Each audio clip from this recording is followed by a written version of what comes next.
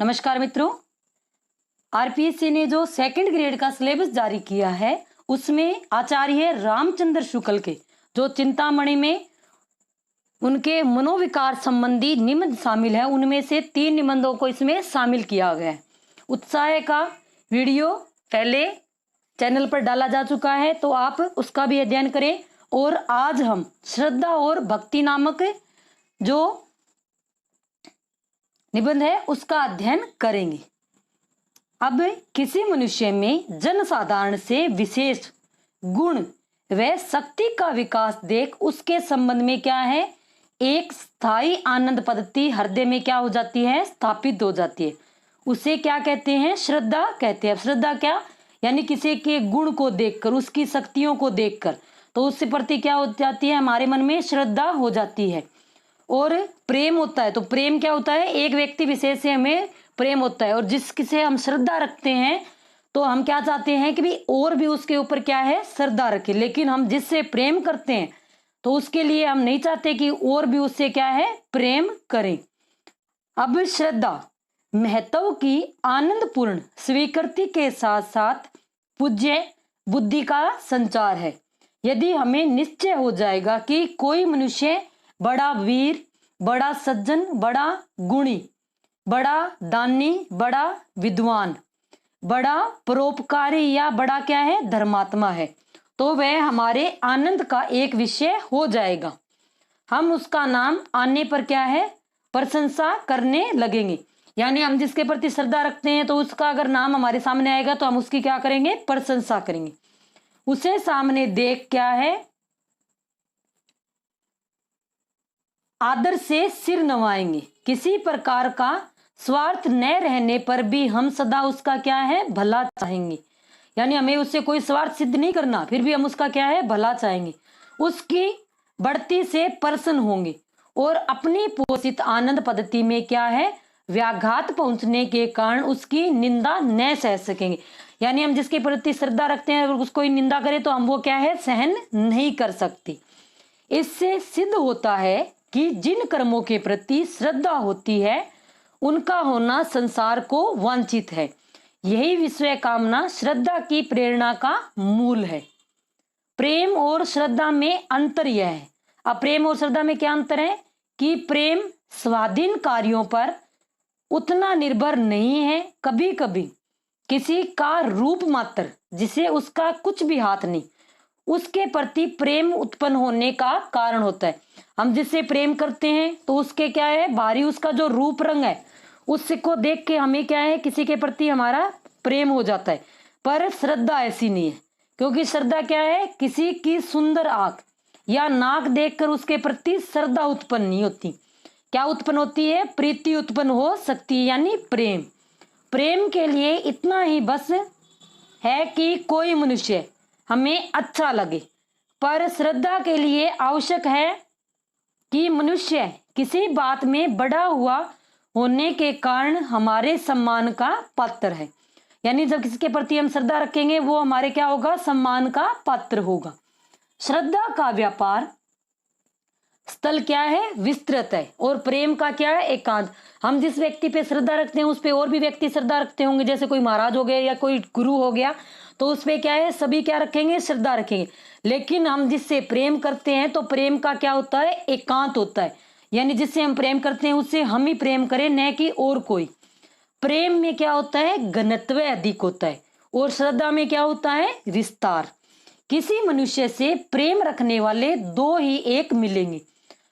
यानी कोई व्यक्ति है जिससे प्रेम करने वाले तो कितने होंगे, 1-2, पर उस पर श्रद्धा रखने वाले सैकड़ों, हजारों, लाखों या करोड़ों मिल सकते हैं। सच पूछिए तो इसी श्रद्धा के आश्रय से उन कर्मों के महत्व का भाव दृढ़ होता है जिन्हें धर्म कहते हैं और जिनमें मनुष्य समाज की स्थिति है। कर्ता से बढ़कर कर्म का स्मारक दूसरा नहीं। कर्म की क्षमता प्राप्त करने के लिए बार बार कर्ता की ओर आंख उठती है।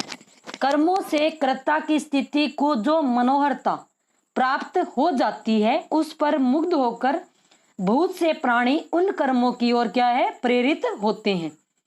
कर्ता अपने सत्कर्म द्वारा एक विस्तृत क्षेत्र में मनुष्य की क्या है, सद्वर्तियों के आकर्षण का एक शक्ति केंद्र हो जाता है। भिन्न भिन्न हृदयों से शुभ भावनाएं मेघ खंडों के समान उठकर तथा एक और एक साथ अग्रसर होने के कारण परस्पर मिलकर इतनी घनी हो जाती है कि उनकी घटा सी उमड़ पड़ती है और मंगल की ऐसी वर्षा होती है कि सारे दुख और क्लेश बह जाते हैं। हमारे अंतःकरण में प्रिय के आदर्श रूप का संगठन उसके शरीर या व्यक्ति मात्र के क्या है, आश्रय से हो सकता है, पर सदृय के आदर्श रूप का संगठन उसके फैलाए हुए कर्म तंतु के उपादान से होता है।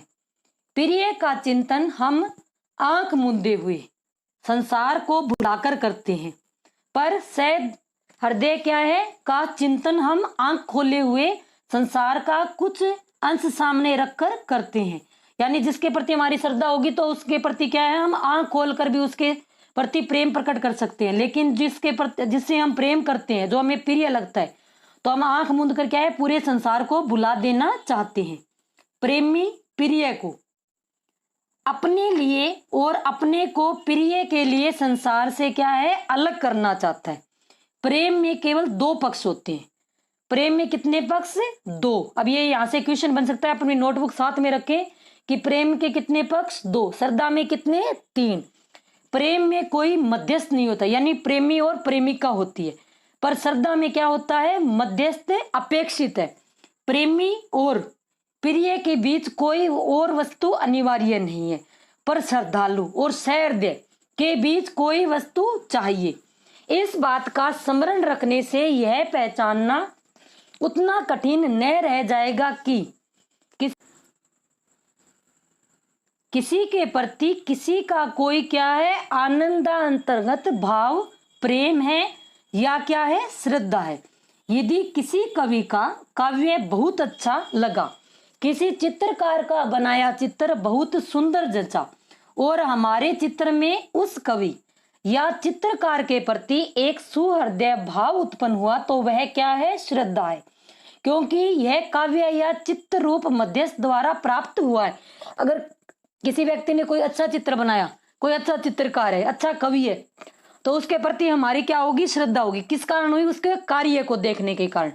लेकिन जो प्रेम का कारण बहुत कुछ क्या है, अनिर्दिष्ट और अज्ञात होता है, और पर श्रद्धा का कारण क्या है, निर्दिष्ट और ज्ञात होता है।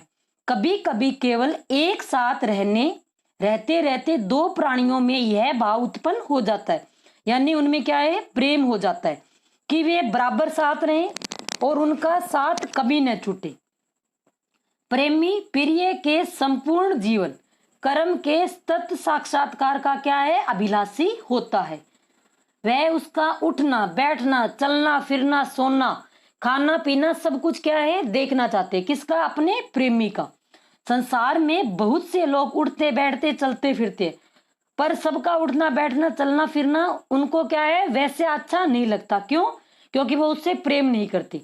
प्रेमी प्रिय के जीवन को अपने जीवन से मिलाकर एक निराला मिश्रण तैयार करना चाहता है, वह दो से एक करना चाहता है। सारांश यह है कि श्रद्धा में क्या है, दृष्टि पहले कर्मों पर होती है, फिर किस पर, सहृदय पर पहुंचती है, और प्रीति में प्रिय पर होती हुई उसके कर्मों आदि पर आ जाती है। एक में व्यक्ति को कर्मों द्वारा मनोहरता प्राप्त होती है, दूसरी में क्या है, कर्मों को व्यक्ति द्वारा। एक में कर्म प्रधान है और दूसरे में क्या है, व्यक्ति प्रधान है। किसी के रूप को स्वयं देखकर हम क्या है, तुरंत मोहित होकर उससे प्रेम कर सकते हैं, पर उसके रूप की प्रशंसा किसी दूसरे से सुनकर चट हमारा प्रेम नहीं उमड़ पड़ेगा। यानी क्या है, हम किसी दूसरे को देखकर उसके वे मोहित हो सकते हैं, प्रशंसा कर सकते हैं, लेकिन क्या है, एक ही बार में उससे प्रेम नहीं कर सकते। कुछ काल तक हमारा भाव लोभ के रूप में रहेगा, पीछे वह प्रेम में क्या है, परिणित हो सकता है। बात यह है कि प्रेम एकमात्र अपने ही अनुभव पर निर्भर रहता है, पर श्रद्धा अपनी सामाजिक विशेषता के कारण दूसरों के अनुभव पर भी जगती है। रूप की भावना का बहुत कुछ संबंध व्यक्तिगत रुचि से होता है। अतः किसी के रूप और हमारे बीच यदि तीसरा व्यक्ति आया तो इस व्यापार में क्या है, सामाजिकता आ गई, क्योंकि हमें उस समय यह ध्यान हुआ कि उस रूप में एक तीसरे व्यक्ति का आनंद या सुख मिला और हमें भी मिल सकता है। जब तक किसी के रूप का बखान सुनकर वाह वाह करते जाएंगे तब तक हम एक प्रकार के लोभी या रिझने वाले या कदरदान ही कहलाएंगे। यानी किसी को रूप को देखकर क्या कहेंगे, वाह वाह, तो हम कदरदान ही कहलाएंगे। पर जब हम उसके दर्शन के लिए आकुल हो जाएं और बराबर अपने सामने उसको रखना चाहेंगे तब हमें क्या हो जाएगा, प्रेम का सूत्रपात समझा जाएगा। यानी किसी की हम कमी महसूस करते हैं तो अब क्या होता है कि हमें लगता है कि हमें उससे प्रेम हो गया है। श्रद्धा भाजन पर श्रद्धावान अपना किसी प्रकार का अधिकार नहीं चाहता, पर प्रेमी प्रिय के हृदय पर क्या है, अपना अधिकार चाहता है। श्रद्धा एक सामाजिक भाव है। इससे अपनी श्रद्धा के बदले में हम सहृदय से अपने लिए कोई बात नहीं चाहते। श्रद्धा धारण करते हुए हम अपने को उस समाज में समझते हैं जिसके किसी अंश पर, चाहे वह क्या है, व्यष्टि रूप में उनके अंतर्गत न भी हो, जानबूझकर उसने कोई शुभ प्रभाव डाला है।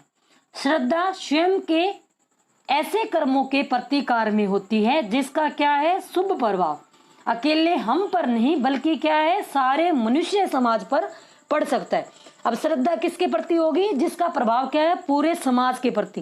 प्रेम एकांत चाहता है। श्रद्धा एक ऐसी आनंदपूर्ण कृतज्ञता है जिसे हम केवल क्या है, समाज के प्रतिनिधि रूप में प्रकट करते हैं। सदाचार पर श्रद्धा और अत्याचार पर क्रोध और घृणा प्रकट करने के लिए समाज ने प्रत्येक व्यक्ति का प्रतिनिधित्व प्रदान कर रखा है। यह काम उसने इतना भारी समझा कि उसका भार सारे मनुष्य को बांट दिया है, 2-4 मननीय लोगों के ही सिर पर नहीं छोड़ रखा है। जिस समाज में क्या है, सदाचार, श्रद्धा और अत्याचार पर क्रोध प्रकट करने के लिए जितने ही अधिक लोग तत्पर पाए जाएंगे उतना ही वह समाज क्या है, जागृत होगा। यानी कोई कहीं अत्याचार हो रहा है और हम क्या है, चुपचाप वहां से निकल गए तो क्या है, वो समाज क्या है, ये समाज की विशेषता नहीं है कि अगर हम उस अत्याचार का क्या है, विरोध करेंगे तो हम क्या समझे जाएंगे, जागृत समझे जाएंगे। श्रद्धा की सामाजिक विशेषता एक इसी बात से समझ लीजिए कि जिस पर हम श्रद्धा रखते हैं उस पर चाहते हैं कि और भी लोग श्रद्धा रखें। जिस पर हमारा प्रेम होता है उससे और 10-5 आदमी प्रेम रखें, इसकी हमें परवाह क्या, इच्छा ही नहीं होती। हम जिसके प्रति श्रद्धा रखते हैं क्या चाहते हैं कि उस पे और भी लोग श्रद्धा रखें। लेकिन जो प्रेमी या प्रेमिका होती है वो नहीं चाहते कि हम पे और भी लोग क्या है, प्रेम रखें। न हमें इच्छा है और न कोई परवाह, क्योंकि हम प्रिय पर लोभ बस एक प्रकार का अनन्य अधिकार या इजारा चाहते हैं। श्रद्धालु अपने भाव में संसार को भी सम्मिलित करना चाहते हैं, पर प्रेमी नहीं। जब तक समष्टि रूप में हमें संसार के लक्ष्य का बोध नहीं होता और हमारे अंतःकरण में सामान्य आदर्शों की स्थापना नहीं होती, तब तक हमें श्रद्धा का अनुभव नहीं होता। बच्चों में क्या है, कृतज्ञता का भाव पाया जाता है, पर सदाचार के प्रति उस कृतज्ञता का नहीं, जिसे क्या कहते हैं, श्रद्धा कहते हैं। अपने साथ किए जाने वाले जिस व्यवहार के लिए वे कृतज्ञ होते हैं उसी को दूसरों के साथ होते कृतज्ञता के प्रति क्या है, कृतज्ञ होना वे देर से सीखते हैं। यानी छोटे बच्चे किसी के प्रति कृतज्ञ होना क्या है, देर से सीखते हैं। उस समय सीखते हैं जब वे अपने को किसी समुदाय का अंग समझने लगते हैं। अपने साथ या किसी विशेष मनुष्य के साथ किए जाने वाले व्यवहार के लिए जो क्या है, कृतज्ञता होती है, वह श्रद्धा नहीं है। श्रद्धालु की दृष्टि सामान्य की ओर होनी चाहिए, विशेष की ओर नहीं। अपने संबंधी के प्रति किसी को कई उपकार करते देख यदि हम कहें कि उस पर हमारी क्या है, श्रद्धा हो गई है, तो यह हमारा क्या है, पाखंड है। हम झूठ मूठ अपने को ऐसे उच्च भाव का धारण करता प्रकट करते हैं, पर उसी सज्जन को 10-5 और ऐसे आदमियों के साथ जब हम उपकार करते देखें जिन्हें हम जानते तक नहीं, और इस प्रकार हमारी दृष्टि विशेष से सामान्य की ओर हो जाए, तब हमारे चित्त में उसके प्रति पहले से कहीं अधिक क्या है, कृतज्ञता या पूज्य बुद्धि का उदय हो, तो हम श्रद्धालु की उच्च पदवी के अधिकारी हो सकते हैं। सामान्य रूप में हम किसी के गुण या शक्ति का विचार सारे संसार से क्या है, संबंध करके करते हैं, अपने से या किसी विशेष प्राणी से संबंध करके नहीं। हम देखते हैं कि किसी मनुष्य में कोई गुण या शक्ति है जिसका प्रयोग वह चाहे जहां और जिसके प्रति कर सकता है। अभी जो ऊपर पढ़ा है उसमें आप सभी के लिए क्वेश्चन है कि श्रद्धा और प्रेम के कितने इन्होंने भाग बताए हैं, कि श्रद्धा में कितने लोग शामिल होने चाहिए और प्रेम में कितने। इसका आंसर कमेंट बॉक्स में जरूर दें। अगर वीडियो अच्छा लगा है तो लाइक करें, शेयर करें और चैनल को सब्सक्राइब करें। अपना study with Sonika Chaudhary Telegram channel भी है, उसको भी ज्वाइन करें, बाद में ये PDF उसमें डाल दी जाएगी। श्रद्धा का मूल तत्व है क्या, कि दूसरे का महत्व स्वीकारना। अतः जिनकी स्वार्थवत दृष्टि अपने से आगे नहीं जा सकती, अथवा अभिमान के कारण जिन्हें अपनी ही बुराई के अनुभव की क्या है, लत लग गई है, उनकी इतनी समाई नहीं कि क्या कि वे श्रद्धा ऐसे पवित्र भाव को धारण करें। स्वार्थियों और अभिमानियों के हृदय में श्रद्धा नहीं टिक सकती, यानी जो स्वार्थी होते हैं, अभिमानी होते हैं, उनके मन में क्या है, श्रद्धा नहीं टिक सकती। उनका अंतःकरण क्या होता है, संकुचित और मलिन होता है। वे दूसरों की कृति का यथार्थ मूल्य नहीं परख सकते। स्थूल रूप से श्रद्धा 3 प्रकार की होती है। अब श्रद्धा कितने प्रकार की, प्रतिभा संबंधी, शील संबंधी और साधन संपत्ति संबंधी। अब प्रतिभा से मेरा तात्पर्य क्या है, अंतःकरण की उस उद्भाविक क्रिया से है जिसके द्वारा कला, विज्ञान आदि नाना क्षेत्रों में नई नई बातें या कृतियां उपस्थित की जाती है। यह ग्रहण या धारण शक्ति से भिन्न है। अब डॉक्टर APJ अब्दुल कलाम का जब नाम आता है तो हम क्या है, सभी के प्रति उनके मन में क्या है, सभी के मन में क्या हो जाती है, श्रद्धा उत्पन्न हो जाती है। तो वो उनके प्रति कौन सी हो गई, प्रतिभा संबंधी। उनमें विज्ञान की ये सब की क्या थी, प्रतिभा थी। यह ग्रहण और धारणा शक्ति से क्या है, भिन्न है, जिसके द्वारा इधर उधर से प्राप्त ज्ञान, विद्वता संचित किया जाता है। कला संबंधी श्रद्धा के लिए श्रद्धालु में थोड़ी बहुत मार्मिक निपुणता चाहिए। इससे उसका अभाव कोई भारी त्रुटि नहीं, वह क्या है, क्षम्य है। यदि किसी उत्तम काव्य या चित्र की विशेषता न समझने के कारण हम कवि या चित्रकार पर श्रद्धा न रख सके, तो यह हमारा क्या होगा, अनाड़ीपन है, हमारे रुचि संस्कार की त्रुटि है। इसका उपाय यही है कि समाज कला संबंधी मर्मज्ञता के प्रचार की क्या है, व्यवस्था करे, जिससे विविध कलाओं के सामान्य आदर्श की स्थापना जन समूह में हो जाए। पर इतना होने पर भी कला संबंधी रुचि की विभिन्नता थोड़ी बहुत अवश्य रहेगी। अश्रद्धालु रुचि का क्या है, नाम लेकर ईर्ष्या या अहंकार के दोषारोपण से बच जाया करेंगे। अब इसमें कितने प्रकार की बताई है, प्रतिभा, ये तो प्रतिभा का हो गया। शील संबंधी और बाद में क्या है, साधन संबंधी। शील संबंधी श्रद्धा प्रत्येक व्यक्ति का कर्तव्य है। शील या धर्म के सामान्य लक्षण संसार के प्रत्येक सभ्य जन समुदाय में प्रतिष्ठित है। किससे संबंधित, शील या धर्म से संबंधित।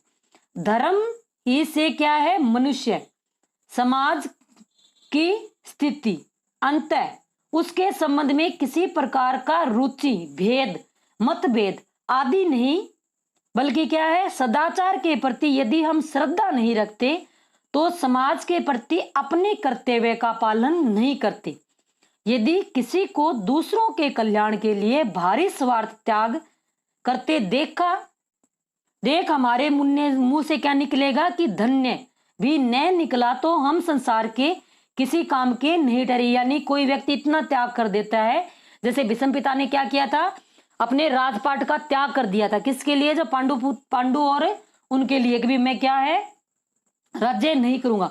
तो उस किसी का इतना भी त्याग देख के अगर हमारे मुंह से धन्य न निकले तो हमारा समाज में रहना या इस धरती पर भी क्या है, हम बोझ है। संसार को हमसे कोई आशा नहीं, हम संसार में क्या है, रहने योग्य नहीं है अगर हमारी ऐसी प्रवृत्ति है। किसी कर्म में प्रवृत्त होने से पहले यह स्वीकार करना आवश्यक होता है कि कर्म या तो हमारे लिए या किसके लिए है, समाज के लिए अच्छा है। इस प्रकार की स्वीकृति कर्म की पहली तैयारी है।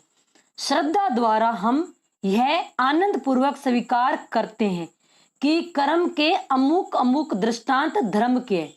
अतः श्रद्धा क्या है, धर्म की पहली सीढ़ी है। धर्म के इस प्रथम सोपान पर प्रत्येक मनुष्य को रहना चाहिए, जिससे हम कभी अवसर आए तब वह कर्म रूपी दूसरे सोपान क्या है, दूसरे सोपान पर हो जाए। अब रह गई साधन संबंधी, अब तीसरी क्या रहेगी, साधन संपत्ति संबंधी श्रद्धा की बात।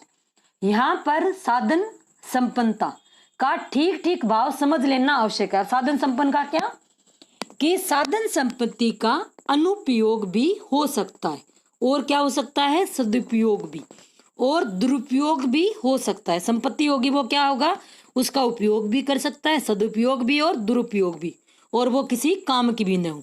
किसी को पद्य रचने की अच्छी अभ्यास संपन्नता है।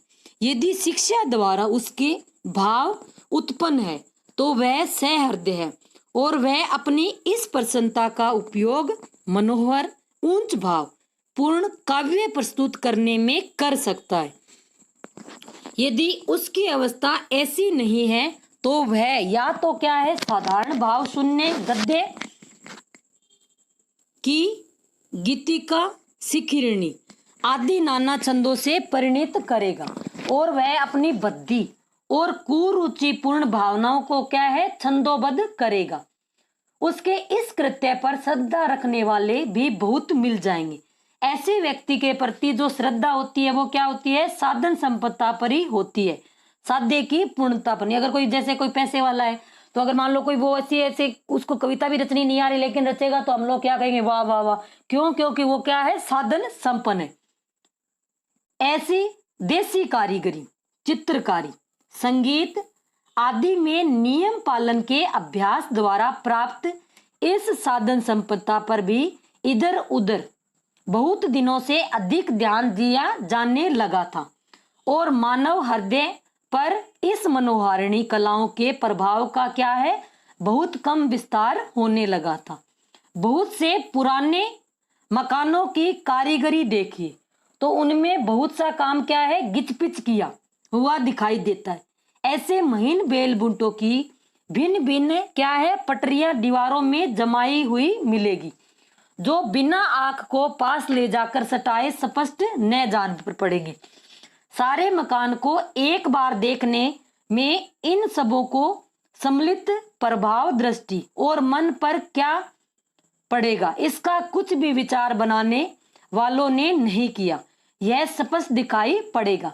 ऐसे कामों में अभ्यास का तथा समय और श्रम के व्यय अपव्यय का पूरा परिचय मिल जाता है। यानी जो कई जो कलाकारी होती है, जो बिल्डिंगें बनी होती है पुरानी, उनमें क्या है, काम ऐसा घोच पोच होता है कि हमें समझ में नहीं आता कि क्या, और कई क्या है इतने अच्छे से काम करते हैं कि अभी तक उनकी नक्काशी और उनकी एक एक चीज हम समझ सकते हैं। ऐसे कामों में अभ्यास का तथा समय और श्रम के व्यय या अपव्यय का पूरा परिचय मिलता है। यानी जो कलाकारी अच्छी होगी तो उसमें क्या है, समय का, श्रम का और सबका क्या है, सदुपयोग है। अगर वो अच्छी नहीं होगी तो न तो उसमें अभ्यास दिखेगा न समय और श्रम का क्या हो जाएगा, अपव्यय हो जाएगा। पर विचार और सहृदयता पूर्वक उनके उपयोग का बहुत कम समझने की बात है कि इमारत हाथ पर लेकर देखने की चीज नहीं है, 10 5 हाथ दूर खड़े होकर देखने की चीज है। किसी का जो घर सुंदर बना हो तो हम देख के कहां से उसके हथेली पे लेके थोड़ा ना देखेंगे, कहां से देखेंगे, दूर से खड़े होके। चित्रकारी की दशा भी इसी प्रकार की हो गई थी, क्योंकि जहांगीर जो चित्रकार था उसने क्या था, वो कहता था कि मुझे जो किसी का चित्र दे दो तो मैं उसके बता दूंगा कि इसकी आंख किसने बनाई, इसकी नाक की, वो इतना पारखी था। अब चित्रकारी से राधा कृष्ण कदम के नीचे खड़े हैं। किस वृक्ष के नीचे? कदम की। कदम की एक एक पत्ती अलग अलग बारीकी के साथ बनी दिखाई पड़ती है। राधा की चुनरी की एक एक बूंटी क्या है, बड़ी सावधानी और मेहनत के साथ बनाई गई। देखने वाले को यह नहीं जान पड़ा कि वह कुछ दूर तक खड़ा होकर क्या है, कदम और राधा कृष्ण को एक साथ देख रहा है, बल्कि यह जान पड़ता है कि कभी तो पत्तियां गिरने के लिए वह पेड़ पर चढ़ता है और कभी नमूना देने के लिए चुनरी हाथ में लेता है। ऐसी रचनाओं के प्रति क्या है, श्रद्धा प्रकट की जाएगी। तो यह क्या है, अभ्यास, श्रम और बारीकी, यानी तीनों का क्या हो गया, सदुपयोग साधन संपदा के विचार से होगी। साध्य की पूर्णता और कला के विचार से नहीं, जिसका उद्देश्य मानव हृदय पर क्या है, मधुर प्रभाव डालता है। संगीत के पेज 5 देखकर भी हठ योग याद आता है। जिस समय कोई कलावंत पक्का गाना गाने के लिए 8 अंगुल मुंह में फैलाता है और आ करके विकल होता है, उस समय बड़े बड़े धीरों का धैर्य क्या है, छूट जाता है। दिन भर चुपचाप बैठे रहने वाले बड़े बड़े आलसियों का क्या है, आसन डिग जाता है। जो संगीत नाद की क्या है, मधुर गति द्वारा मन के में माधुर्य का संचार करने के लिए था, वह इन पक्के लोगों के साथ हाथ में पड़कर केवल स्वर ग्राम की लंबी चौड़ी क्या है, कवायद हो गया। श्रद्धालुओं के अंतःकरण की क्या है, मार्मिकता इतनी स्तब्ध हो गई है कि एक खर सवान के गले से भी इस लंबी कवायद को ठीक उतरते देख उसके मुंह से वाह वाह ओहो निकलता है। स्वान यानी कुत्ता, यानी इनकी क्या है, श्रद्धालु कई बार इनके भी प्रति भी देख के क्या करते हैं, ओहो वाह वाह। काव्य पर शब्दालंकार आदि का इतना बोझ यानी बोझ लादा गया कि उसका सारा रूप ही छिप गया। यानी जो शब्दालंकार इतने भारी भरकम शब्दों का प्रयोग कर दिया, तो क्या है, उसका जो मेन नया तो वो समझ में आएगा। इसको 2-3 बार हम जब पढ़ रहे थे तब ये क्या है, हमारे ये क्या है, ये जो निबंध है ये समझ में आया था। काव्य पर बात यह हुई कि इन विविध कलाओं के जितने अभ्यास गम्य और श्रम साध्य अंग थे, वे तो हद से बाहर घसीटे हुए गए, और जितने सहृदयता से संबंध रखने वाले थे उन पर ध्यान ही नहीं रहा। यदि ये कलाएं मूर्तिमान रूप धारण करके सामने आती तो दिखाई पड़ता कि किसी को जलोदार हुआ है, किसी को क्या है, फील पांव। इनकी दशा सोने और रत्नों से जुड़ी क्या है, गुंठली धारदार तलवार की सी हो गई है। किसी मनुष्य में बहुत अधिक शारीरिक बल देखकर उस पर जनसाधारण की श्रद्धा होती है और क्या है, होनी चाहिए। यानी किसी का शारीरिक बल देखकर प्रोफेसर राममूर्ति की मोटर रोकते, जो एक प्रोफेसर राममूर्ति थे, वो क्या करते, मोटर रोकते, लोहे की मोटी मोटी जो सिंकड़े तोड़ते और छाती पर 40 मन का पत्थर रखते। 40 मन का यानी एक मन में क्या होता है, 40 किलो होता है, तो 40 मन का हाथी खड़ा करते और गाड़ी दौड़ाते। देखें, उनके शारीरिक बल के कारण उनके प्रति क्या है, श्रद्धा होगी, हम भी रखेंगे और भी लोग रखेंगे। अब इस संपन्नता का वे क्या है, सदुपयोग भी कर सकते हैं। दुरुपयोग, सदुपयोग तो कैसे, किसी ऐसा है की सहायता करके, दुरुपयोग किसी को दबाकर, अनुपयोग भी कर सकते हैं। वे इसके द्वारा किसी भारी संकट से अपनी और दूसरे की रक्षा भी कर सकते हैं। कौन, प्रोफेसर राममूर्ति। और किसी निरपराध को पीड़ित भी कर सकते हैं, किस पे, अपनी ताकत के बल पर हमारी श्रद्धा बिना सदुपयोग या दुरुपयोग की संभावना की कल्पना किए शुभ साधन संपन्नता पर ही होती है। कोरे विद्वानों के प्रति जो श्रद्धा होती है वह भी क्या है, साधन संपन्नता पर ही होती है। उसके उपयोग की निपुणता या प्रतिभा पर निर्भर नहीं होती। विद्वता किसी विषय की बहुत सी बातों की जानकारी का नाम है जिसका संचय बहुत कष्ट, श्रम और धारणा से होता है। यह बात विद्वान की प्रतिभा पर क्या है, निर्भर है कि वह ज्ञान या भंडारी और उपयोगकर्ता दोनों हो। अर्थात वह क्या है, उत्तम चिंतक हो, वक्ता हो, लेखक हो, अन्वेषक, कवि भी हमारे उस क्या है संचित साधन का उपयोग करे और अपने मूल विचारों का क्या है प्रभावपूर्ण प्रकाश करे। यदि विद्वान में प्रतिभा नहीं है, यह शक्ति नहीं है, तो वह अपनी क्या है संचित जानकारी को कला कुशल और प्रतिभाशाली लेखकों या तत्वान्वेषकों के सामने रख दे कि वे उसके आवश्यकता अनुसार काम ले। इस रीति से उसकी विद्वता सामाजिक उपयोग में आ जाएगी।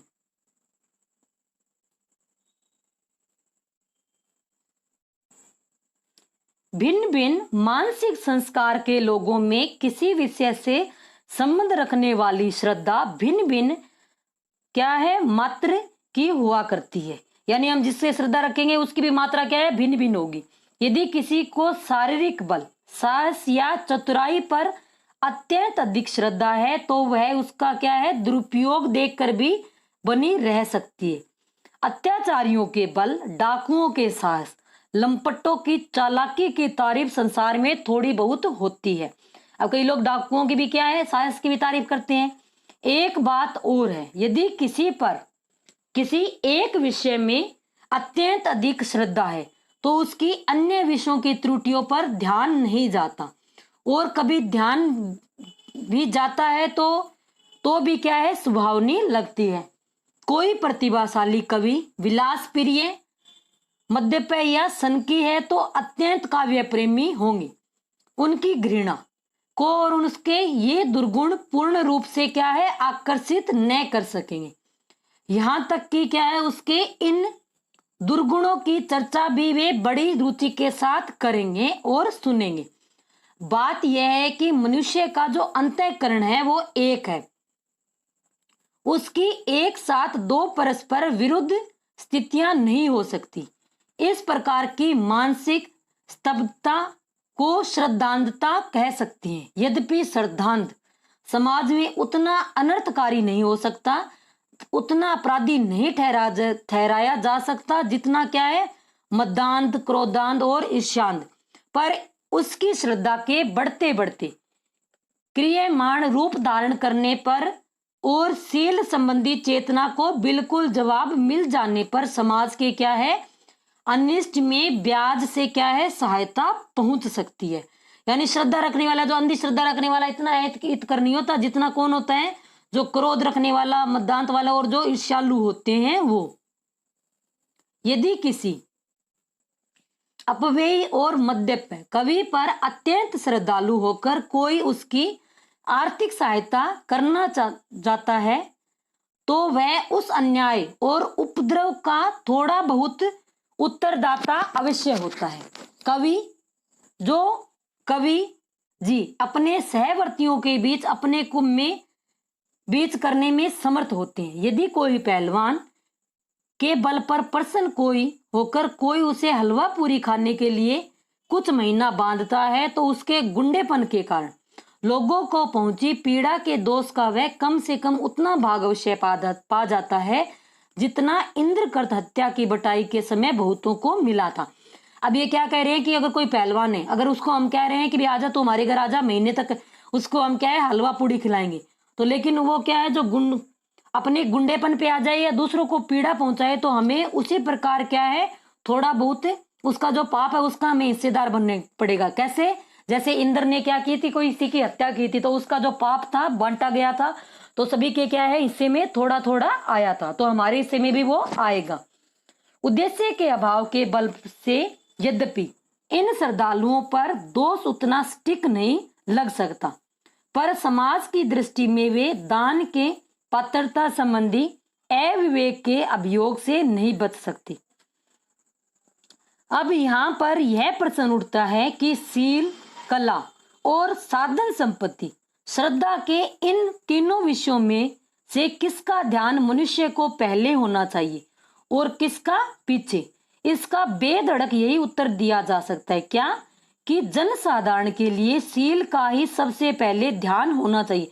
यानी सबसे पहले किसका ध्यान होना चाहिए? शील का।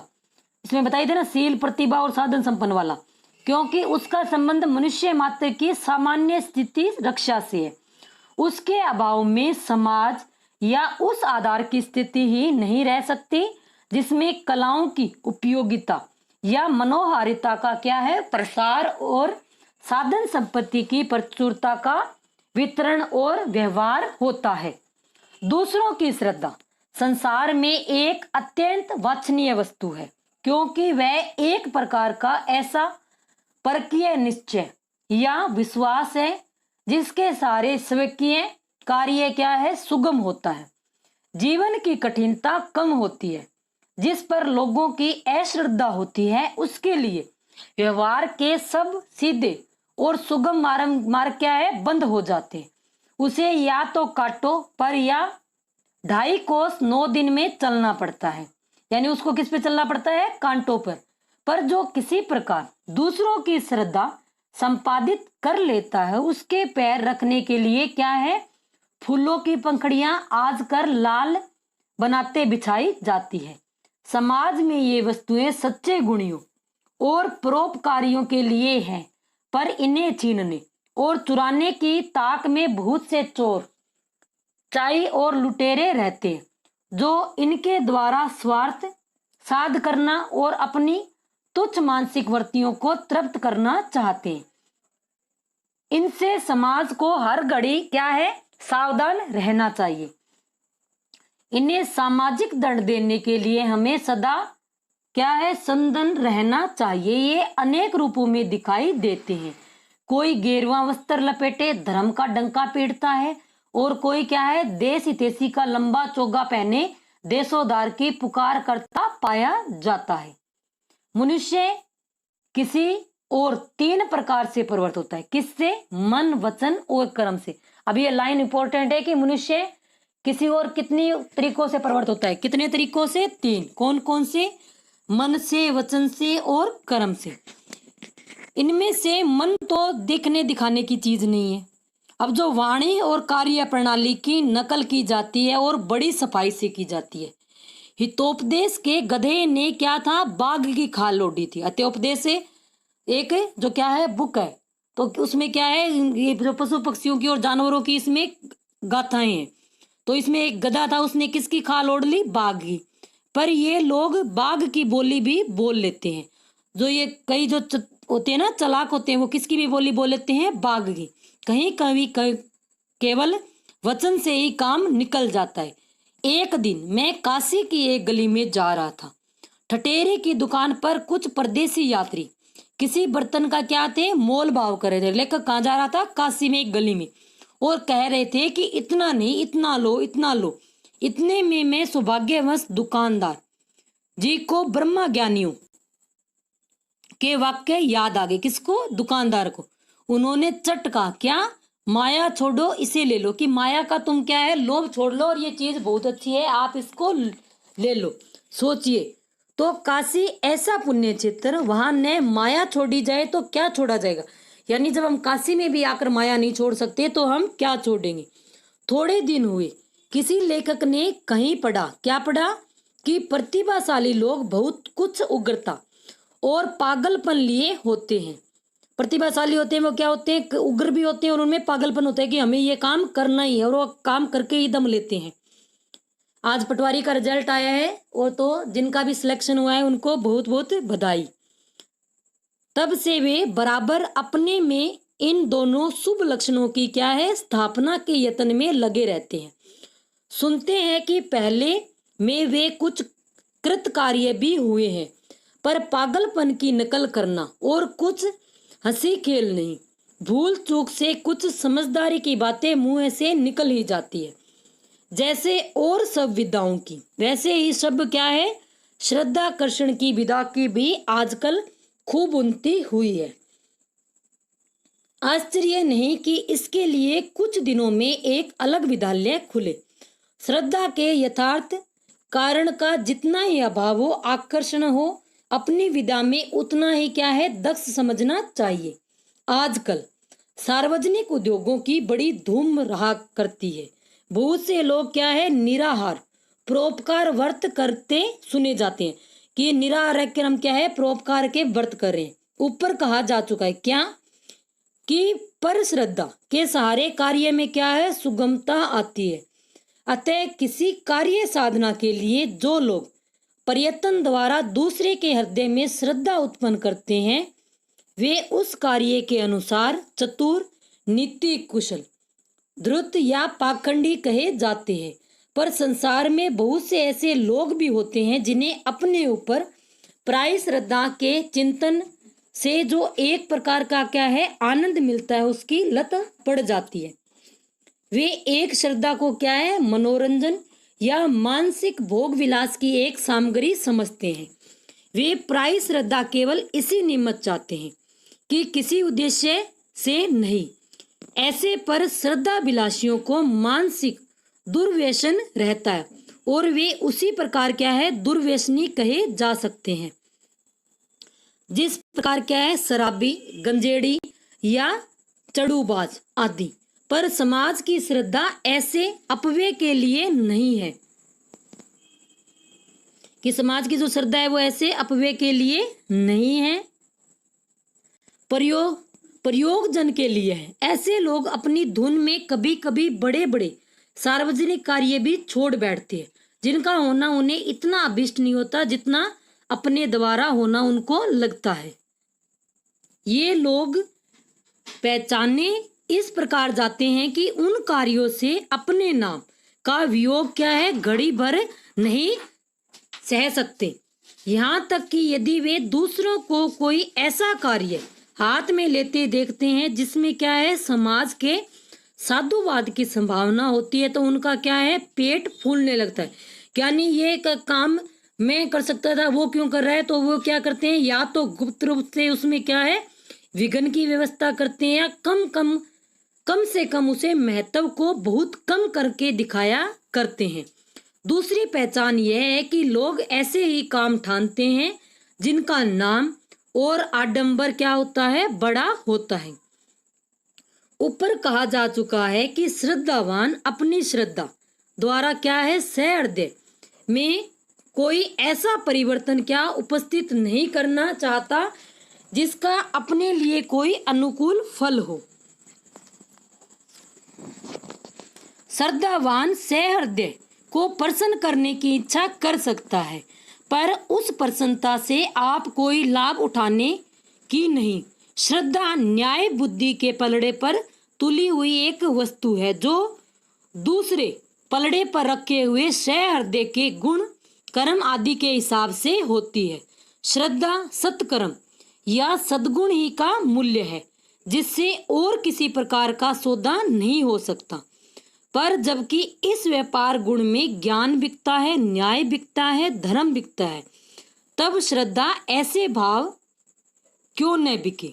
पर असली भाव तो इस लेन देन के व्यवहार के लिए उपस्थित नहीं किए जा सकते, खैर नकली सही। एक भाव से दूसरे की कलई करके हम बाजार में क्यों न जाएं। अपनी भीरुता या चापलूसी को हम श्रद्धा श्रद्धा कहकर गालियों और संवाद पत्रों में क्यों न पुकारे। ऐसे झूठे श्रद्धालुओं से घिरकर झूठे श्रद्धा पात्र सच्चे श्रद्धा पात्रों को क्यों न क्या है, मात करे। जबकि आजकल झूठे मोती सच्चे मोतियों को क्या है, मात करते हैं। कला कुशल या सदाचारी अपने चारों ओर प्रसन्नता देखना चाहता है, अतः अपनी श्रद्धा द्वारा हम अपनी प्रसन्नता का निश्चय मात्र कराते हैं। हमारी प्रसन्नता से उसे अपनी सामर्थ्य का बोध हो जाता है और उसका क्या है, उत्साह बढ़ता है। इस प्रकार अपनी श्रद्धा द्वारा हम समाज को मंगल साधन करते हैं।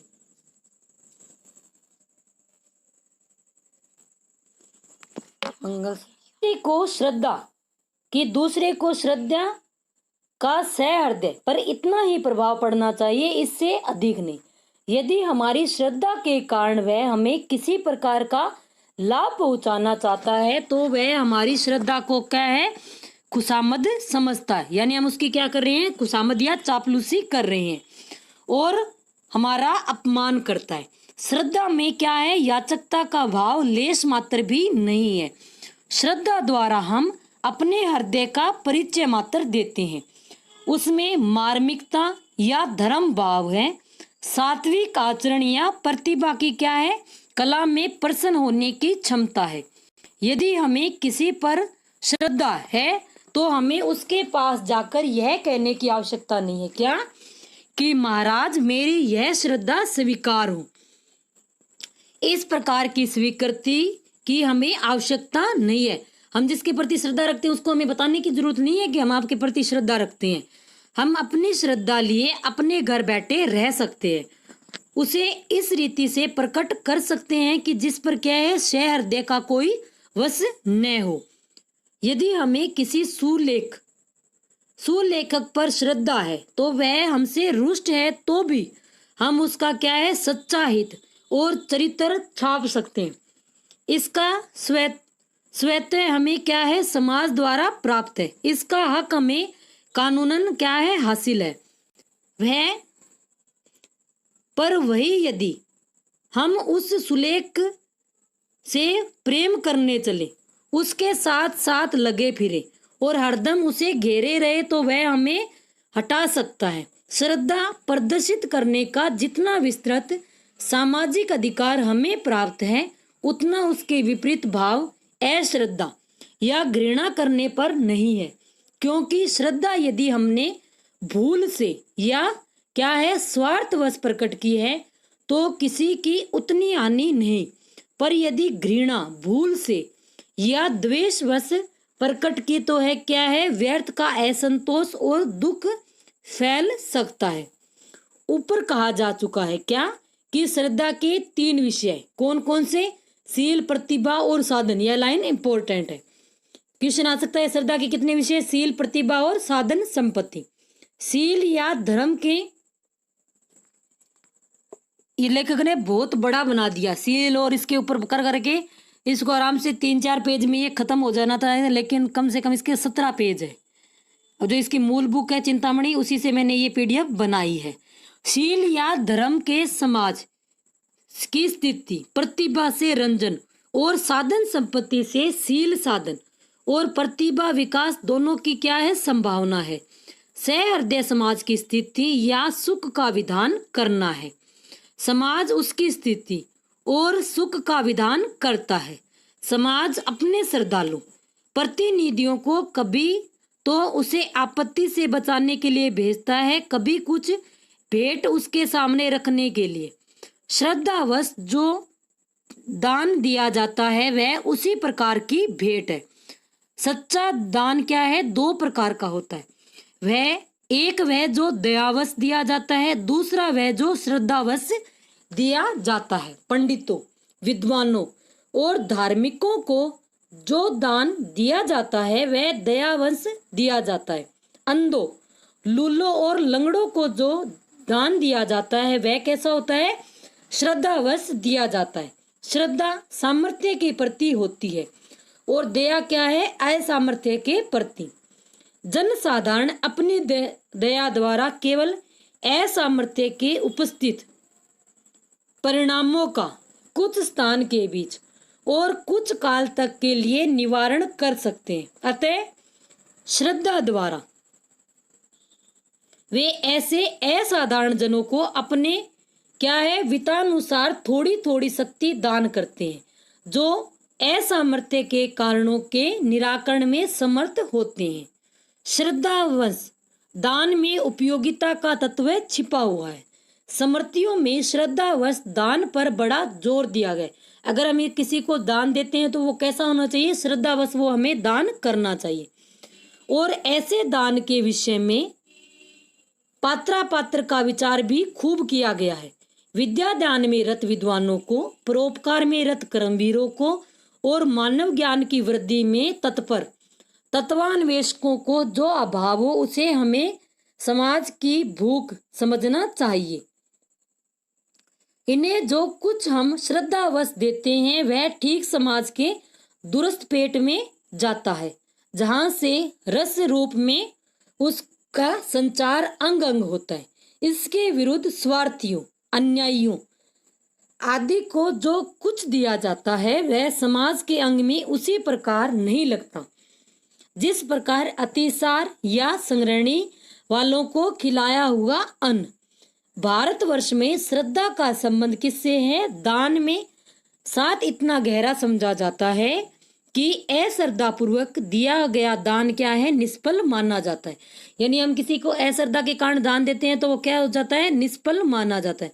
कहा भी गया है कि अगर हम दाएं हाथ से दान देते हैं तो बाएं हाथ से उसको पता नहीं चलना चाहिए। दान हमें इसी श्रद्धा से करना चाहिए। इसी से शुष्क प्रथानुसरण के रूप में यदि कुछ दिया जाता है तो श्रद्धा का नाम ले लिया जाता है। पंडों पुरोहितों को देते हुए यजमान भी कहता है, क्या कहता है? कि महाराज इतनी ही श्रद्धा है। और पंडे पुरोहित भी कहते हैं जितनी श्रद्धा हो उतना दो, यानी हम मांग रहे नहीं है, जितनी आपकी श्रद्धा है उतना दो। यद्यपि इन पांडवों और पुरोहितों के संबंध में सदा एक निश्चय नहीं रहा था कि बड़े विद्वान, बड़े धार्मिक और बड़े परोपकारी हैं। मनोविकार के उपयुक्त विषयों के निश्चय में कभी कभी बुद्धि की भी थोड़ी बहुत आवश्यकता होती है। यानी हमें क्या है? थोड़ी बहुत बुद्धि की भी आवश्यकता होती है, क्योंकि एक ही व्यक्ति के प्रति किसी को श्रद्धा होती है, किसी को अश्रद्धा। इसका कारण घृणा के अंतर्गत अच्छी तरह दिखाया गया है। यानी एक व्यक्ति है, उसके प्रति हमारे मन में श्रद्धा है, जरूरी थोड़ा ना है आपके मन में भी उसके प्रति श्रद्धा हो सकता है आपको उससे क्या हो? घृणा हो। श्रद्धा और प्रेम के योग का नाम क्या है? भक्ति। अब क्वेश्चन आ सकता है कि श्रद्धा और प्रेम का योग का नाम क्या है? भक्ति है। जब पूज्य भाव की वृद्धि के साथ श्रद्धा भाजन से सामीप्य लाभ की प्रवृत्ति हो, उसकी सत्ता के कई रूपों के साक्षात्कार की वासना हो, तब हृदय में क्या है? भक्ति का प्रादुर्भाव समझना चाहिए। जब सहृदय के दर्शन, श्रवण, कीर्तन, धन आदि से क्या है? आनंद को अनुभव न हो, जब उससे संबंध रखने वाले श्रद्धा के विषयों के अतिरिक्त बातों की ओर मन आकर्षित होने लगे, तब भक्ति रस का संचार समझना चाहिए। जब सहृदय का उठना, चलना, फिरना, हंसना, बोलना, क्रोध करना आदि भी हमें अच्छा लगने लगे, तब हम समझ लें कि हम उसके क्या है? भक्त हो गए हैं। भक्ति की आवश्यकता प्राप्त होने पर हम अपने जीवन कर्म पर भी अपना कुछ प्रभाव रखना चाहते हैं। कभी हम अर्पण करते हैं और कभी क्या है? याचना करते हैं। सारांश यह है कि भक्ति द्वारा हम भक्ति भाजन से विशेष घनिष्ठ संबंध स्थापित करते हैं। उसकी सत्ता में क्या है? विशेष रूप से योग देना चाहते हैं। किसी के प्रति श्रद्धा धारण करके हम बहुत करेंगे तो समय समय पर उसकी प्रशंसा करेंगे, उसकी निंदा करने वालों से क्या हम झगड़ा करेंगे, या कभी कुछ उपहार देकर उपस्थित होंगे जिसके प्रति हम श्रद्धा रखते हैं और कोई उसकी निंदा करे तो हम उससे क्या है? झगड़ा भी कर लेंगे और हम उसके लिए कुछ उपहार भी लेकर जाएंगे। पर जिसके प्रति हमारी अन्य भक्ति हो जाएगी वह अपने जीवन में बहुत से अवसरों पर हमें अपने साथ देख सकता है।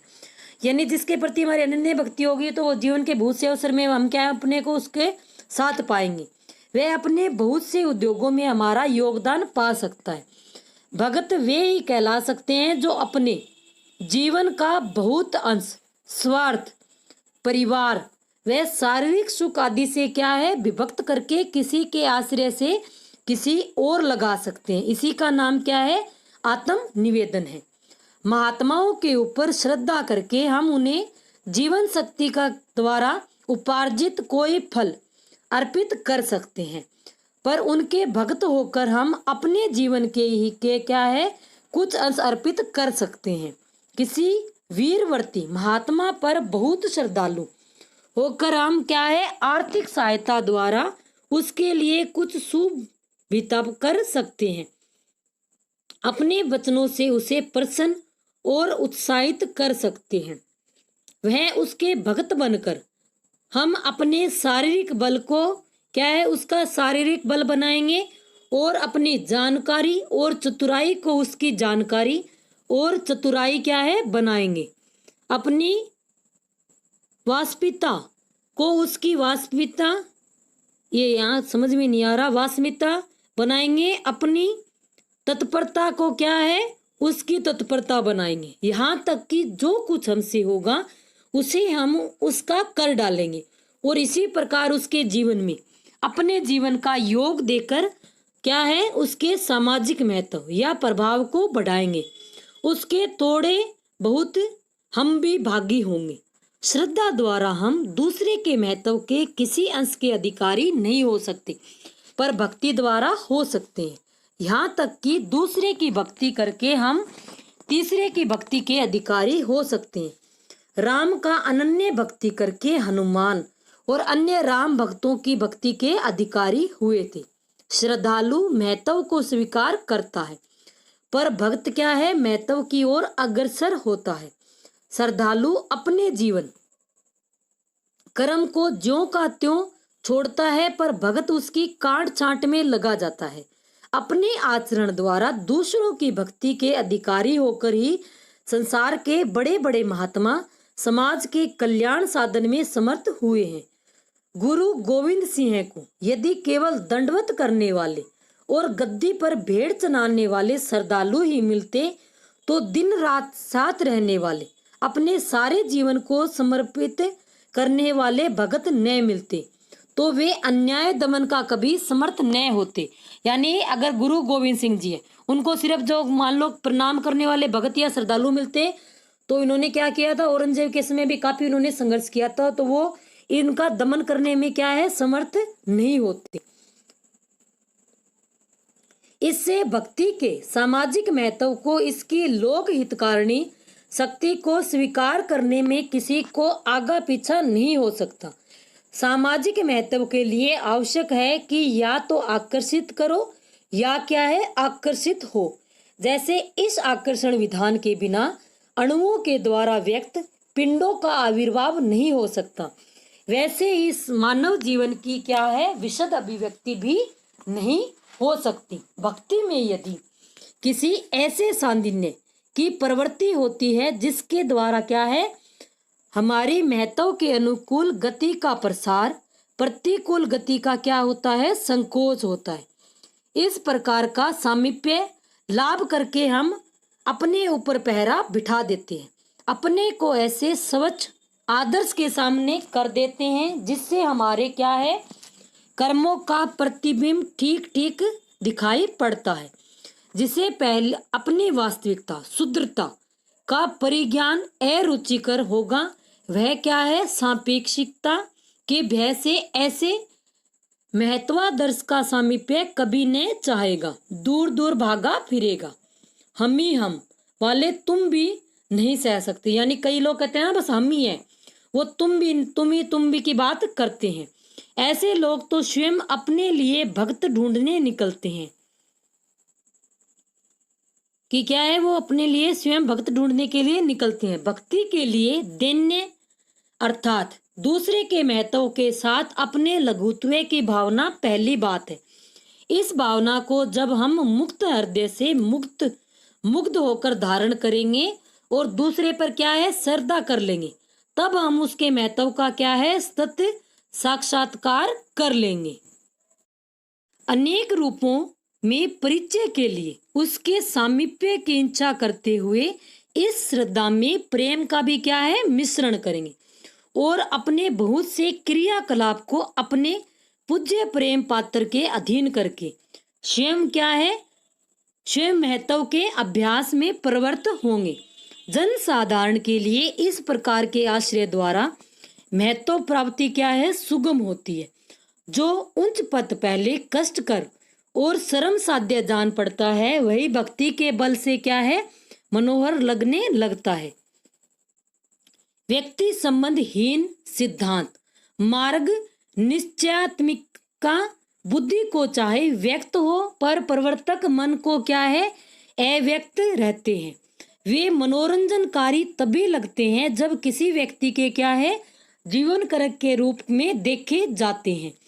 शील की विभूतियां अनंत रूपों में दिखाई पड़ती है। मनुष्य जाति ने जब से होश संभाला तब से वह क्या है, इन अनंत रूपों को महात्माओं के आचरणों और आख्यानों और चरित्र संबंधी पुस्तकों में देखती चली आ रही है। जब इन रूपों पर मनुष्य मोहित होता है तब सात्विक सील की ओर आप से आप आकर्षित होता है। सदा सत्य बोलो, दूसरों की भलाई करो, क्षमा करना सीखो। ऐसे ऐसे सिद्धांत वाक्य किसी को बार बार बकते सुन वैसा ही क्रोध आता है जैसे किसी बेहुदे की बात सुनकर। यानी दूसरों की भलाई करो, सत्य करो, लेकिन वो क्या है, स्वयं कभी सत्य नहीं बोलते। जो इस प्रकार बातें करता चला जाए उससे चट कहना चाहिए, क्या, बस चुप रहो, तुम्हें बोलने की तमीज नहीं, तुम बच्चों को कोल भीलों के पास जाओ। ये बातें हम पहले से जानते हैं। मानव जीवन के बीच हम इसके सौंदर्य का विकास देखना चाहते हैं। यदि तुम्हें दिखाने की प्रतिभा या शक्ति हो तो दिखाओ, नहीं तो क्या है, चुपचाप अपना रास्ता लो। गुण प्रत्यक्ष नहीं होता, उसके आश्रय और परिणाम क्या होते हैं, प्रत्यक्ष होते हैं। अनुभवात्मक मन को आकर्षित करने वाले आश्रय और परिणाम है, गुण नहीं। ये ही अनुभूति के विषय है। अनुभूति पर प्रवृत्ति और निवृत्ति निर्भर है। अनुभूति मन की क्या है, पहली क्रिया है, संकल्प विकल्प दूसरी। यानी मन की अनुभूति क्या है, पहली क्रिया, और संकल्प विकल्प क्या है, दूसरी। अतः सिद्धांत पथों के संबंध में जो आनंद अनुभव करने की बातें हैं, जो अच्छी लगने की बातें हैं, वे पथिकों में या उनके क्या है, चारों ओर पाई जाएगी।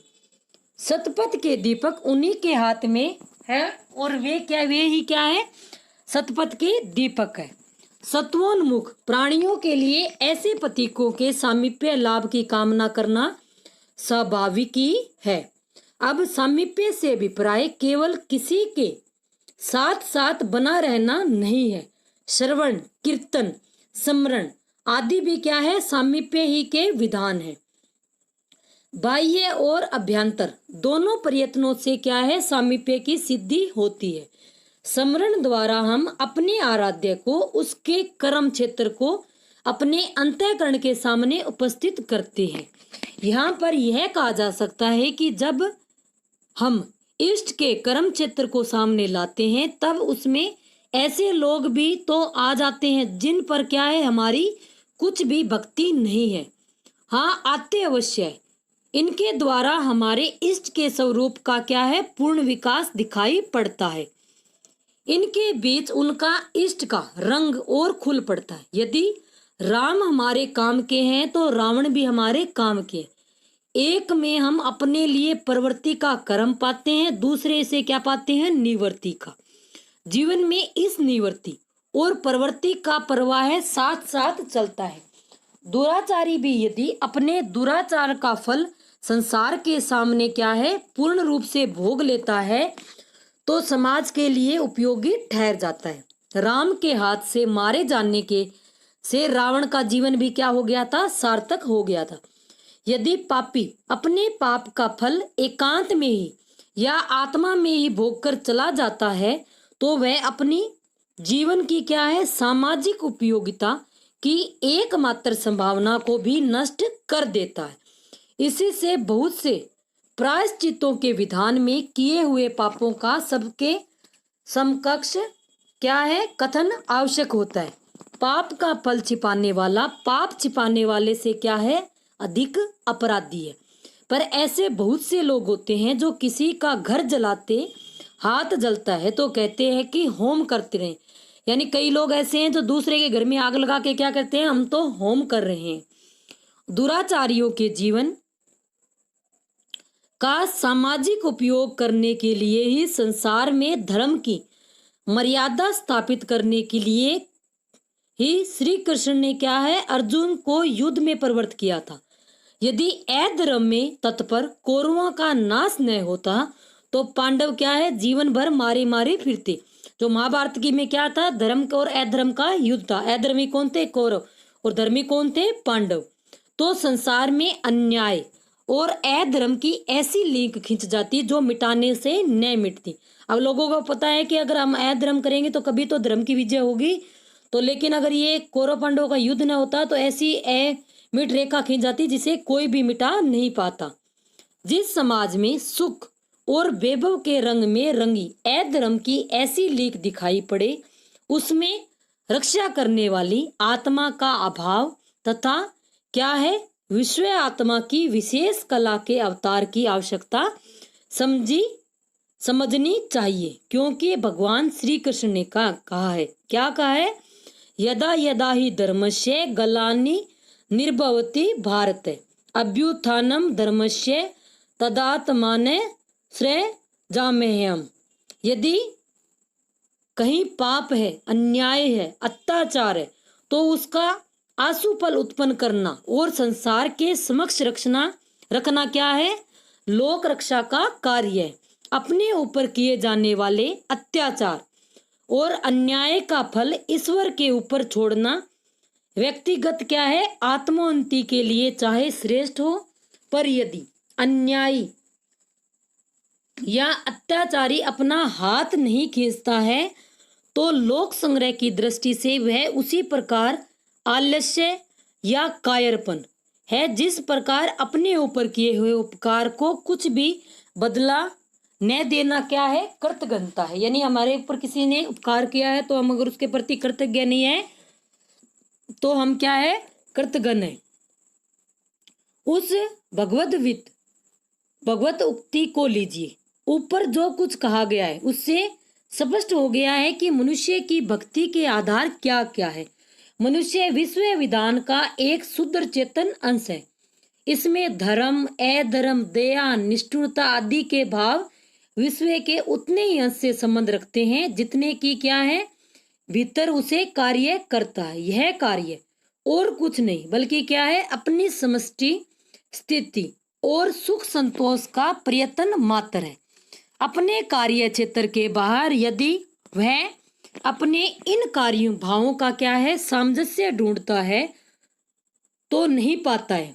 कहीं उसे जीवो जीवस्य जीवनम का सिद्धांत चलता दिखाई पड़ता है, कहीं लाठी और भैंस का।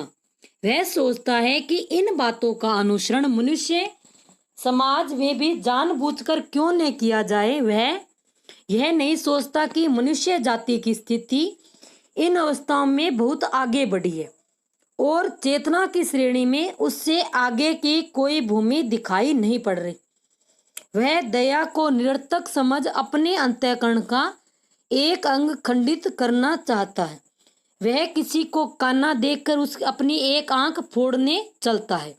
कुछ दिन पहले की सभ्यता मनुष्य जीवन को देवतुल्य बनाने की, जो पुरानी वैदिक सभ्यता थी वो क्या कहते थे कि मनुष्य को क्या है, हमें देवतुल्य बनाना है। अब मरकट तुल्य बनाने में समझी जाती है, पर यह सभ्यता जड़त्व और नाश की ओर ले जाने वाली है। जब हृदय की कुछ उदात्त वृत्तियां बोझ मालूम होने लगती है तब और प्राणियों की अपेक्षा क्या है, अपने अंतःकरण की पूर्णता का गर्व मनुष्य जाति कब तक कर सकती है।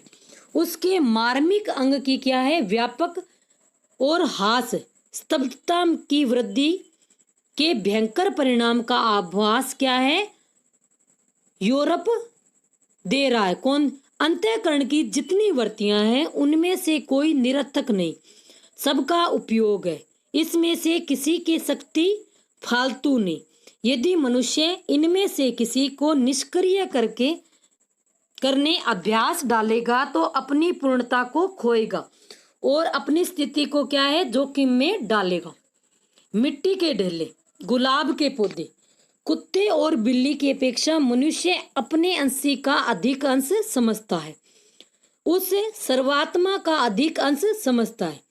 विश्व विधान जिसकी नित्य क्रिया है, उस स्थिति रक्षा की जो बातें अपने में है उनका अभाव उसे क्या है, अंश या सर्वे को मानते नहीं बनता। दया, दाक्षिण्य, प्रेम, क्रोध आदि अपनी आशा क्या है, आसात्मा में देखते हुए क्या है, सर्वात्मा में उनके अभाव की धारणा मनुष्य करे तो कैसे करे।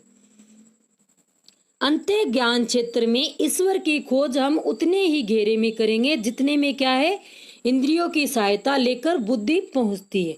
और कर्म क्षेत्र में उसकी भावना हम उसे उतने ही भाव से परिमित करके करेंगे जितने कि हमारे मन में जगह है। हम हैं, हम समझते हैं कि हम हैं और हम चाहते हैं कि हम रहे।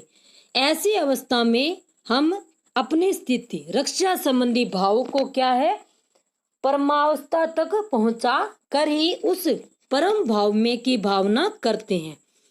हम उसे क्या है, धर्म में, दया में, प्रेम में मानते हैं। और यह प्रेम रूपी प्रेम उसी रूप का होगा जिस रूप में क्या है, उसका व्यवहार मनुष्य जाति में दिखाई पड़ता है, जिस रूप में मनुष्य जाति को उसकी आवश्यकता पड़ती है।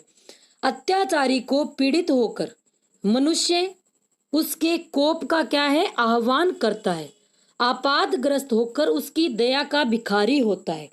सुख से संपन्न होकर उसके धन्यवाद के लिए हाथ उठाता है।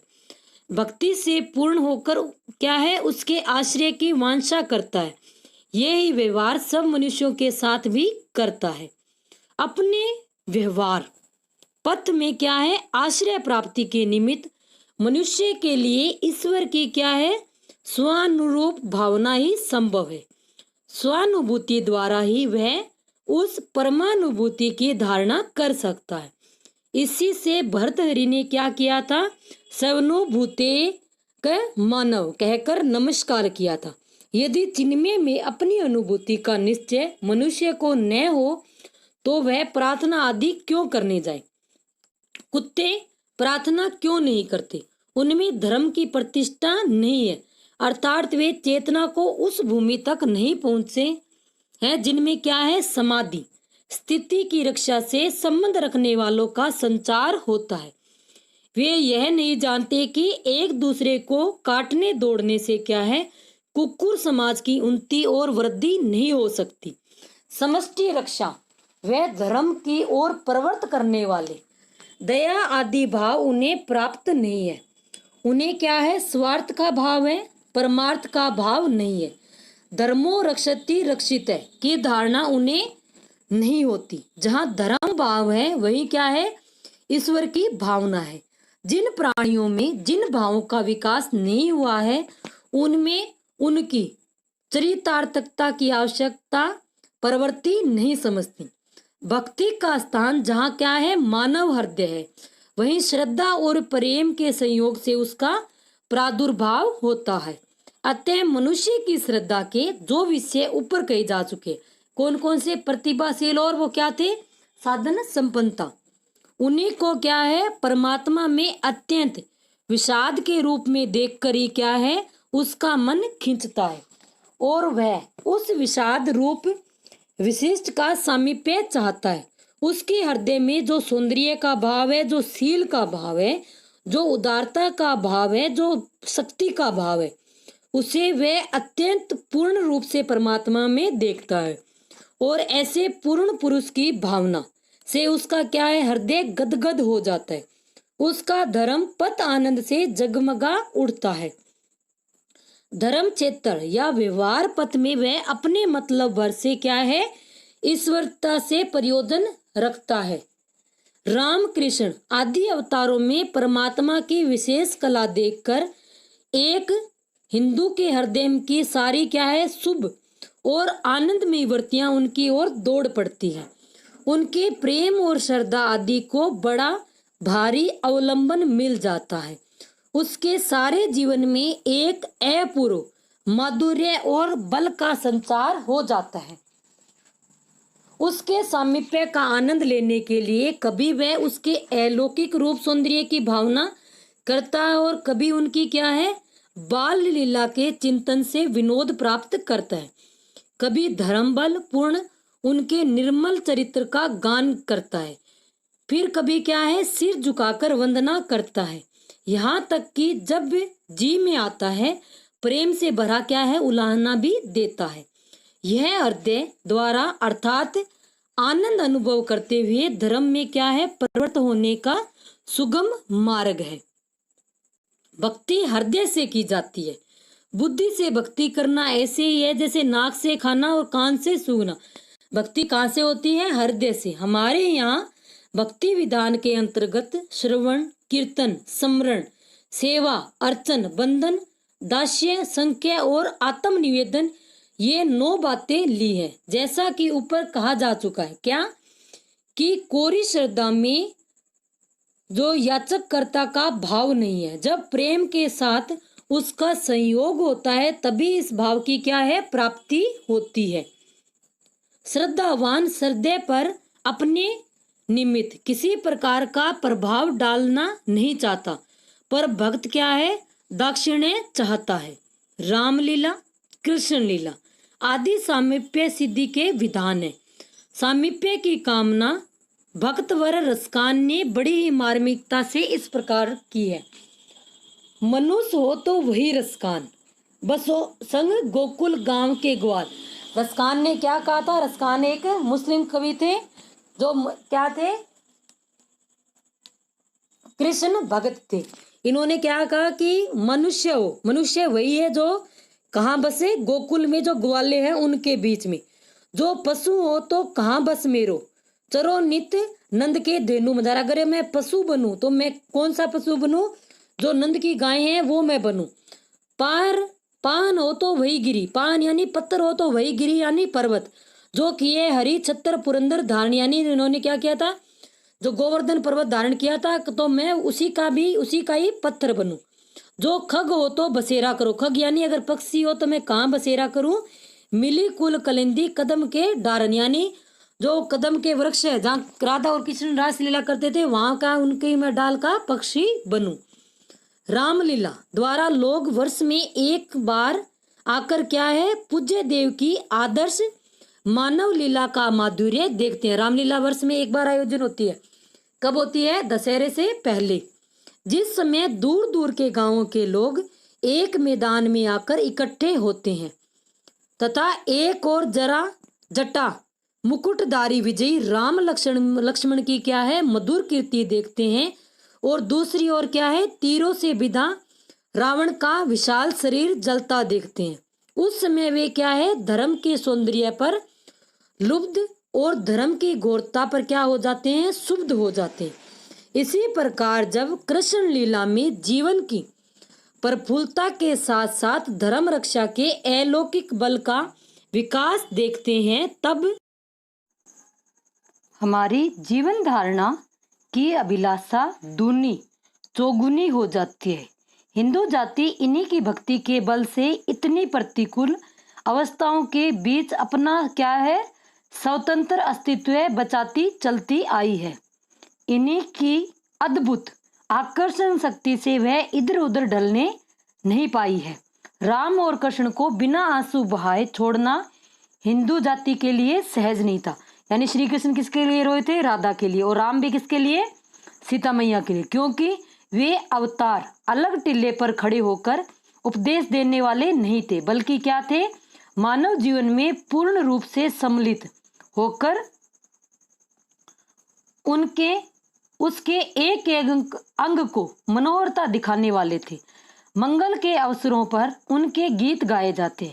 विमाताओं की कुटिलता की, बड़ों के आदर की, दुष्टों के दमन की, जीवन के कष्ट की और घर की, वन की और विपद की जहाँ चर्चा होती है वहाँ क्या है? इसका स्मरण किया जाता है। संसार में तटस्थ रहकर शांतिपूर्वक, सुखपूर्वक और सुखपूर्वक लोक व्यवहार संबंधी उपदेश देने वालों का उतना बीच सात्विक विभूति की ज्योति जगाने वालों का है। हमारे यहाँ उपदेशक ईश्वर के अवतार नहीं माने गए। यानी जो उपदेश देते हैं वो किसके अवतार है? ईश्वर के अवतार नहीं है। अपने जीवन द्वारा कर्म सौंदर्य संगठित करने वाले ही अवतार कहे जाते हैं। कर्म सौंदर्य के योग से उनके स्वरूप में इतना माधुर्य आ गया है कि हमारा हृदय आप उनकी ओर खींचा पड़ता है। जो कुछ हम करते हैं, खेलना, कूदना, हंसना, बोलना, क्रोध करना, शोक करना, प्रेम करना, विनोद करना, उन सब में सौंदर्य लाते हुए जिन्हें देखेंगे उन्हीं की ओर ढल सकते हैं। वे हमें दूर से रास्ता दिखाने वाले नहीं हैं। आप रास्ते में चलकर हमें अपने पीछे लगाने क्या खींचने वाले हैं? जो उसके स्वरूप पर मोहित न हो वह निसंदेह क्या है? जड़ है। सुन्नी सीतापति सील स्वभाव मोद न मनी तन पुलक नैन जल सो नर केहर खाऊ। जो उनका नाम सुनकर क्या है? पुलकित होता है। जो उनके स्वरूप पर मोहित होता है, क्या होता है? मोहित होता है और उसके सुधरने की कुछ आशा हो जाती है। जो संसार या मनुष्यत्व का क्या है? सर्वथा त्याग न कर दे, उसके लिए शुद्ध सात्विक जीवन का यही मार्ग है।